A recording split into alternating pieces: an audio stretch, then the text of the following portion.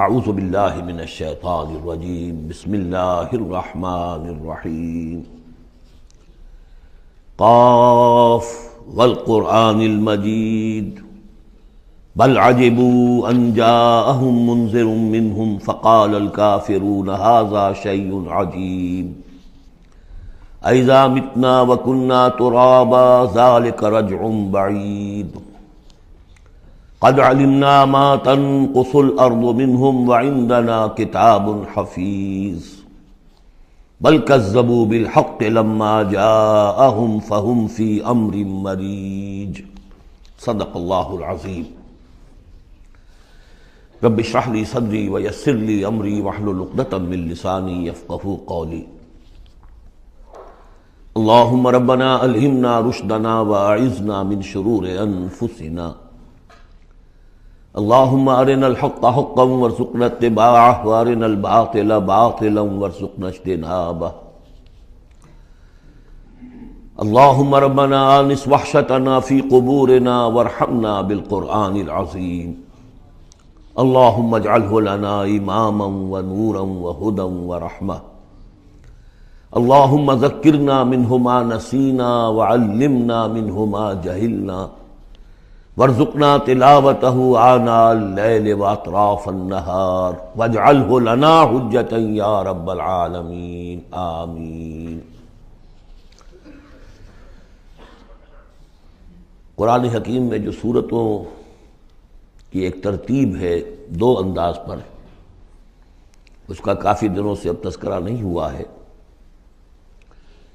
قرآن مجید کی سورتوں کی ایک تو تقسیم اس اعتبار سے ہے کہ اس کی 7 منزلیں ہیں،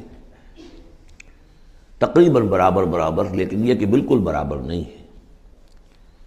اور اس میں پیش نظر یہ تھا کہ جو شخص ایک ہفتے میں قرآن مجید ختم کرنا چاہے، اور صحابہ میں سے بہت سو حضرات کا یہ معمول تھا کہ رات کی نماز میں نوافل میں وہ اتنا قرآن پڑھتے تھے کہ ایک ہفتے میں ختم قرآن ہو جاتا تھا۔ اس کے لیے ضرورت تھی کہ منزلیں معین کر دی جائیں، تقریباً مساوی ہوں۔ اس میں حسن یہ بھی ہے کہ کوئی سورت تقسیم نہیں ہوتی، پوری کی پوری صورتیں اس میں شامل ہیں، پاروں والا حساب اس میں نہیں ہے۔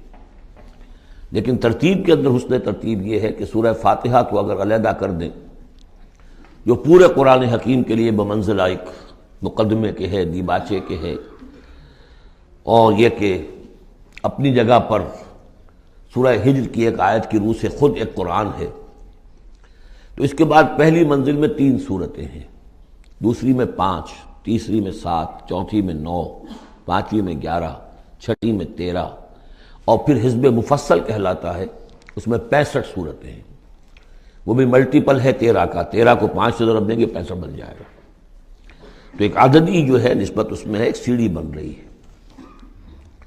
ایک اور جو گروپنگ ہے ان صورتوں میں وہ یہ ہے کہ ایک یا ایک سے زائد مکی صورت، پھر ایک یا ایک سے زائد مدنی صورت، یہ ایک گروپ، پھر مکی پھر مدنی دوسرا گروپ، پھر مکی پھر مدنی تیسرا گروپ، اس طریقے سے بھی 7 گروپ ہیں۔ یہ گروپ جو ہیں اس سے پہلے ایک جگہ پر یکجا ہو گئے تھے،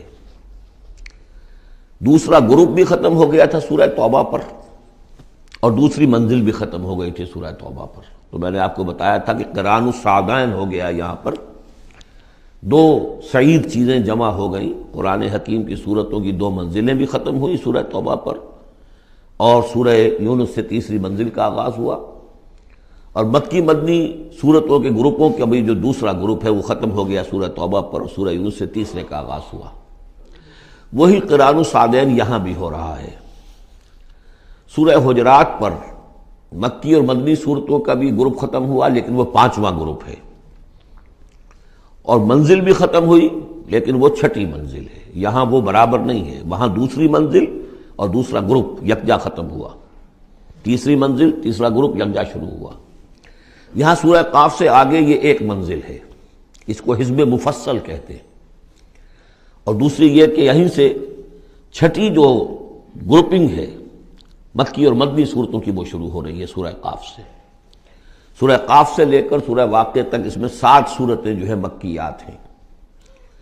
پھر سورہ حدید سے لے کر سورہ تحریم تک 10 صورتیں مدنی ہیں، اور یہ اس اعتبار سے بھی ایک عجیب حسن ہے اس میں کہ جیسے پہلے گروپ میں مکی صورت صرف سورہ فاتحہ ہے اور مدنی صورتیں 6.25 پارے پر پھیلی ہوئی، سورہ بقرہ، سورہ آل عمران، سورہ نساء، سورہ مائدہ،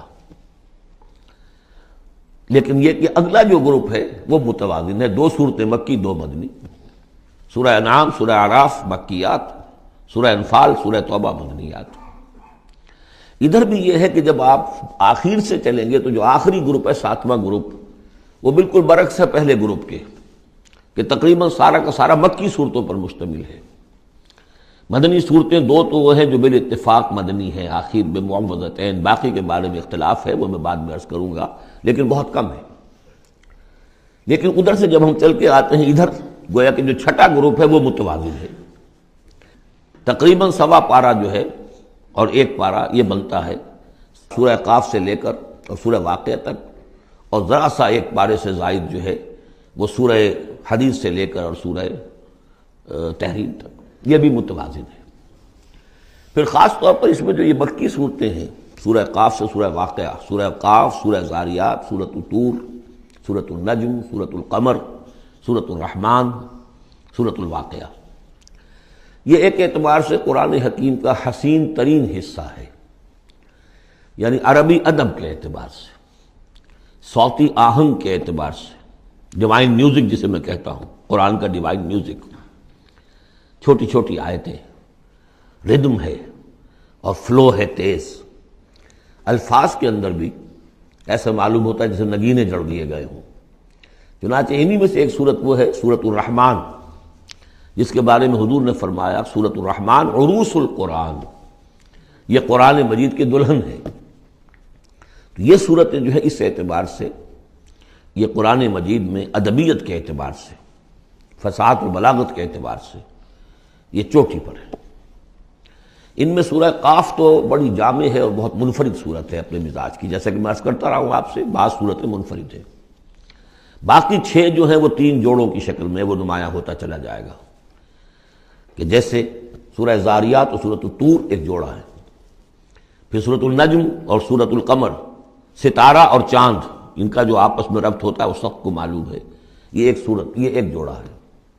پھر سورۃ الرحمن، سورۃ الواقعہ، یہ ایک جوڑا ہے۔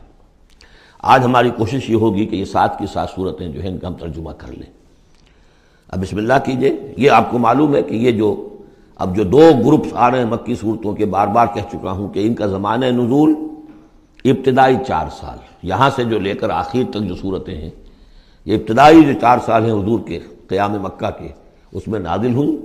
اور نمبر 2 یہ کہ ان صورتوں کے اندر انذار، آخرت کا انذار، یہ اس کا مرکزی مضمون ہے، اس لیے کہ حضور صلی اللہ علیہ وسلم کو جو پہلا حکم دیا گیا تبلیغ کے ضمن میں وہ انذار کا تھا، تبلیغ کے ضمن میں۔ آپ کی نبوت کا ظہور میں بتا چکا ہوں آپ کو کہ وہ تو ہو گیا تھا، سورۃ العلق کی آیات سے 5 آیات نازل ہوئیں، نبوت محمدی کا ظہور ہو گیا، لیکن اس میں تبلیغ کا حکم نہیں ہے۔ اقرأ بسم ربک الذی خلق، خلق الانسان من علق، اقرأ وربک الاکرم الذی علم بالقلم، علم الانسان ما لم یعلم۔ لیکن یہ کہ جب سورۃ المدثر کی آیات نازل ہوئی، شروع کی 7، اور میں سب سے پہلی کیا ہے، یا ایھا المدثر قم فانذر، اے لحاف میں لپٹ کر لیٹنے والے صلی اللہ علیہ وسلم، اب کھڑے ہو جاؤ، کمر کس لو اور خبردار کرو۔ یہ خبردار کرنا کس بات کا ہے؟ کہ تم یہ نہ سمجھو کہ زندگی بس یہی زندگی ہے، کھاؤ پیو عیش کرو بس بات ختم ہو گئی، کوئی پوچھ گچھ نہیں، کوئی محاسبہ نہیں، کوئی دوبارہ جی اٹھنا نہیں۔ تمہیں ایک خالق اور مالک نے پیدا کیا ہے، اس نے اس کائنات کو بنایا ہے، یہ کائنات بھی دائمی نہیں ہے، اسے بھی ایک وقت میں ختم ہونا ہے، اور تمہیں معلوم ہے کہ تمہاری زندگی تو دائمی ہے ہی نہیں، تمہیں ایک وقت میں مرنا ہے۔ لیکن یہ کہ مرنے کے بعد پھر تمام انسانوں کو دوبارہ زندہ کیا جائے گا، اور پھر ان کا حساب کتاب ہوگا، جواب دہی ہوگی۔ You will have to face the grand accountability of the day of judgment، جواب دہی کرنی ہوگی، حساب کتاب ہوگا اعمال کا، اور اس کا پھر جزا و سزا کے فیصلے ہوں گے۔ یہ ہے انذار۔ اور جیسا کہ ہم دیکھتے آ رہے ہیں، ہر جگہ قرآن یہ کہتا ہے جن کے دل آخرت سے غافل ہیں، جن کے دلوں میں ایمان بالآخرت نہیں ہے، وہ لوگ جو ہیں لاکھ آپ انہیں سمجھا لیں، لاکھ وہ سمجھ میں آ بھی جائے گی بات، لیکن جانتا ہوں ثواب طاعت و زہد پر طبیعت ادھر نہیں آتی. آخری معاملہ یہی ہوگا کہ ادھر رخ نہیں کریں گے جب تک کہ آخرت کا یقین نہ ہو. اسی وجہ سے بالآخرت ہم یوقنون، آخرت کے لیے صرف لفظ ایمان بھی کافی نہیں سمجھا گیا، آخرت پر ان کا یقین. اس لیے کہ یہی چیز ہے کہ جو انسان کی شخصیت اور سیرت کے اندر عملی اعتبار سے کوئی تبدیلی لاتی ہے. تو ان تمام صورتوں کا مرکزی مضمون وہی ہے، ویسے ہی کہ اور دوسرے مضامین بھی آئیں گے. اب یہ چھوٹی صورتیں ہیں، ایک ایک رکوع کے اندر بھی آپ کو تمام انباء و رسل مل جائیں گی، وہ مضامین سب آئیں گے جو مکی صورتوں کے مشترک مضامین ہیں. لیکن یہاں جو ڈور ہے وہ ہے انذار آخرت. بسم اللہ الرحمن الرحیم، قاف والقرآن المجید.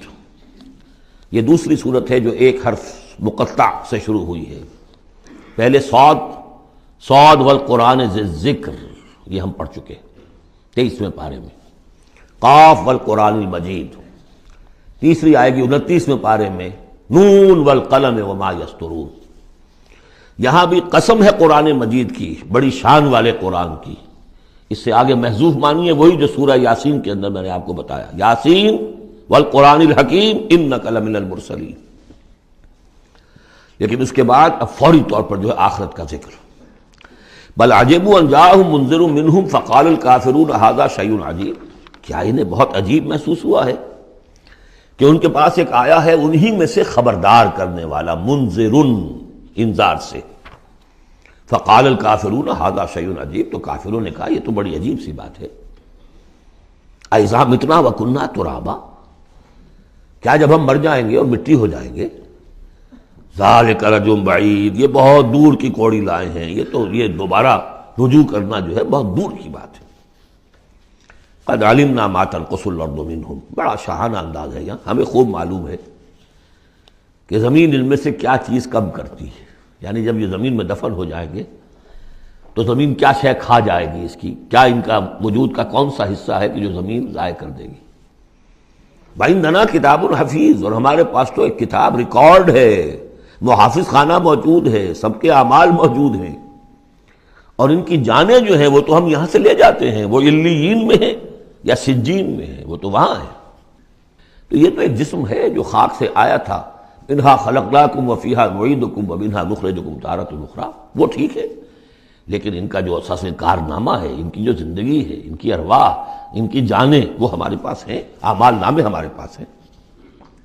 بل کذبوا بالحق لما جاءہم، لیکن انہوں نے جھٹلا دیا ہے حق کو جب کہ ان کے پاس آیا. فہم فی امر مریج، اب وہ ایک بڑی ہی الجھن کے اندر مبتلا ہو گئے. یعنی یہ الجھن ایسی ہے کہ عقلی طور پر تو دلائل جو حضور دے رہے ہیں وہ بہت قوی ہیں، بات سمجھ میں آتی ہے. کیسے ممکن ہے؟ اگر تو یا تو انکار کر دیجئے یہ سب جو ہے الٹ ٹپ چل رہا ہے، کوئی نہ نظام ہے یہاں کا، نہ کوئی پیدا کرنے والا ہے، نہ اس کی کوئی بھی اس کے اندر کوئی معقولیت ہے، رام کی لیلا ہے تو بات اور ہے. لیکن اگر اللہ نے پیدا کیا ہے اور اللہ ایک حکیم ہستی ہے تو اس نے انسان کو پیدا کیا، اس میں اخلاقی حص رکھی، تو اس کے کوئی نتائج نکلنے چاہیے. تو دلیل تو قوی ہے، لیکن یہ کہ ان کی طبیعتیں وہی جو شعر میں نے ابھی پہلے آپ کو سنایا کہ جانتا ہوں ثواب طاعت و زہد پر طبیعت ادھر نہیں آتی. اتنے خوگر ہو چکے ہیں فسق اور فجور کے، اور اپنی عادات کے اتنے اس کے ایک قید خانے میں مقید ہو چکے ہیں. ایک نظم ہم نے پڑھی تھی ایف اے کے زمانے میں، دی cage. I built these bars when I was young. انسان جب جوان ہوتا ہے، اس کے قوا مضبوط ہوتے ہیں، اس وقت وہ کچھ عادتیں اپنی ایسی پختہ کر لیتا ہے کہ بڑھاپے میں جا کر وہ اپنی ان عادتوں کے پنجرے میں بند ہو جاتا ہے. اب لاکھ وہ چاہتا ہے کہ ان عادتوں کو ختم کرے، ختم نہیں کر سکتا. جیسے کہ وہ پرندہ جو ہے وہ اپنی سلاخوں کو توڑ کر پنجرے سے باہر نہیں آ سکتا. تو میں جب جوان تھا تو میں نے اپنے گرد یہ پنجرا بن لیا تھا کچھ بری عادات کا. اب وہ عادتیں جو ہے انہوں نے مجھے اپنے اندر قید کیا ہوا ہے. تو یہ لوگ ان میں قید ہو چکے ہیں. افلم ینظروا الی السماء فوقہم، تو کیا انہوں نے دیکھا نہیں آسمان کی طرف جو ان کے اوپر ہے؟ کیف بنیناہا، ہم نے اسے کیسے بنایا ہے. وزیناہا، کتنا اسے مزین کر دیا ہے. وما لہا من فروج، اور اس میں کوئی رکھنے نہیں ہے. اس آیت کا مطلب تو آج آپ کو ایسٹرونومی والے بتائیں گے کتنا محکم نظام ہے، کسی رکھنے کا کیا سوال. والارض مددناہا، اور زمین اس کو ہم نے پھیلا دیا. والقینا فیہا رواسیا، اور ہم نے اس میں لنگر ڈال دیے. اب یہ جیولوجی والے بتائیں گے، علم طبقات الارض، کہ پہاڑوں کا کیا اثر ہے، کیا سٹیبلائزنگ ایفیکٹ ہے زمین کی روٹیشن میں. وما لها من فروج والارض مددناها والقینا فیہا رواسیا وانبتنا فیہا من کل زوج بہیج. ہم نے اس میں ہر طرح کی بڑی ہی رونق والی چیزیں جو ہیں جوڑوں کی شکل میں پیدا کر دی.